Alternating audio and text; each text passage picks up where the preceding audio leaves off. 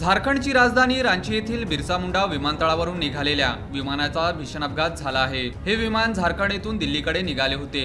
हे एक खासगी चार्टर्ड रुग्णवाहिका विमान होते। मात्र उड्डाणानंतर काही वेळातच या विमानाचा संपर्क तुटला। विमानात एकूण 7 जण प्रवास करत होते।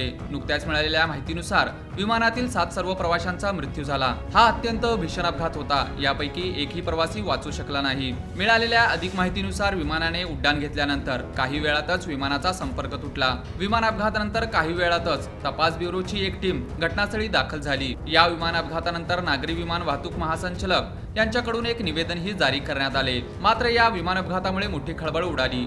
डीजीसीएच्या माहितीनुसार विमानाने रांची विमानतळावरून सायंकाळी 7:11 उड्डाण केले। कोलकाता हवाई वाहतूक नियंत्रणाशी त्यांचा शेवटचा संपर्क 7:34 झाला। त्यानंतर विमान रडार आणि रेडिओच्या संपर्कातून बाहेर गेले। वाराणसीच्या आसपास हा संपर्क तुटला। या विमानाशी संपर्क करण्याचा प्रयत्न करण्यात आला, पण कोणताही संपर्क होऊ शकला नव्हता। वाराणसी एअर ट्रॅफिक कंट्रोलनुसार त्यांच्या हवाई क्षेत्रात प्रवेश केल्यानंतर विमानाशी संपर्क झाला नाही। शेवटी विमानाशी संपर्क होत नसल्याचे लक्षात येताच बचाव समन्वय केंद्र सक्रिय झाले होते आणि लगेचच शोध मोहीम सुरू करण्यात आली। झारखंडमधील चतरा आणि सिमरियाच्या सीमावर्ती भागात विमान कोसळल्याचे स्पष्ट झाले। ज्या भागात हे विमान कोसळले त्या भागात अचानक वातावरण खराब आणि पाऊस झाल्याची माहिती आहे।